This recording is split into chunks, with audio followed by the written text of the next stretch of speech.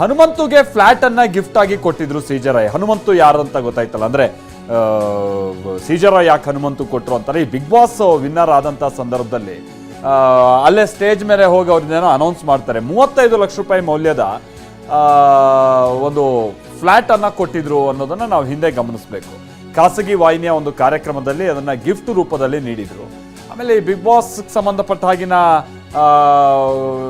ಆ episode final ಎಪಿಸೋಡಲ್ಲೆಲ್ಲ ಇವ್ರು ಕಾಣಿಸ್ಕೊಳ್ಳೋದು ನೋಡಿ, ನಾವು ನೋಡ್ತಾ ಇದೀವಲ್ಲ ವಿಜುವಲ್ಸ್ ಅಲ್ಲೂ ಕೂಡ. ಆಮೇಲೆ ಅದರ ಮೇನ್ ಸ್ಪಾನ್ಸರ್ ಕೂಡ ಅವರೇ ಆಗಿದ್ರು ಬಹಳಷ್ಟು ಸೀಸನ್ಗಳಲ್ಲೆಲ್ಲ. ಆಮೇಲೆ ಈ ಡ್ಯಾನ್ಸ್ ಕರ್ನಾಟಕ ಡ್ಯಾನ್ಸ್ ಅಂತ ಹೇಳ್ಕೊಂಡು ಒಂದು ಕಾರ್ಯಕ್ರಮದ ವೇದಿಕೆ ಮೇಲೆ ಹೋಗಿ ಅಲ್ಲಿ ಹನುಮಂತುಗೆ ಒಂದು ಫ್ಲ್ಯಾಟನ್ನೆಲ್ಲ ಗಿಫ್ಟ್ ರೂಪದಲ್ಲಿ ಕೊಟ್ಟಿದ್ದಂಥದ್ದನ್ನ ನಾವು ನೋಡ್ತಾ ಇದ್ದೀವಿ. ಅಂದರೆ ಭಾಳ ಮೇನ್ ಸ್ಟ್ರೀಮಲ್ಲೇ ಲೈಮ್ಲೈಟಲ್ಲಿ ಇದ್ರು ಅನ್ನೋದಕ್ಕೆ ಇವೆಲ್ಲ ಉದಾಹರಣೆಗಳು.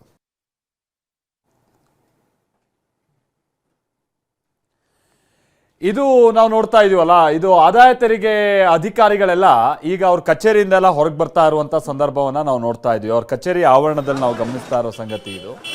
ನೋಡಿ, ಅಲ್ಲಿ ಕಾನ್ಫಿಡೆಂಟ್ ಗ್ರೂಪಿಗೆ ಸಂಬಂಧಪಟ್ಟ ಹಾಗಿನ ಕಚೇರಿ, ಅಲ್ಲಿ IT ಅಧಿಕಾರಿಗಳು ಕೂಡ ಇದ್ರು. ಆ IT ಅಧಿಕಾರಿಗಳ ಮುಂದೆನೇ ಈ ರೀತಿಯಾಗಿ ಅವರು ಸ್ಯೂಸೈಡ್ ಮಾಡ್ಕೊಂಡಿದ್ದಾರೆ.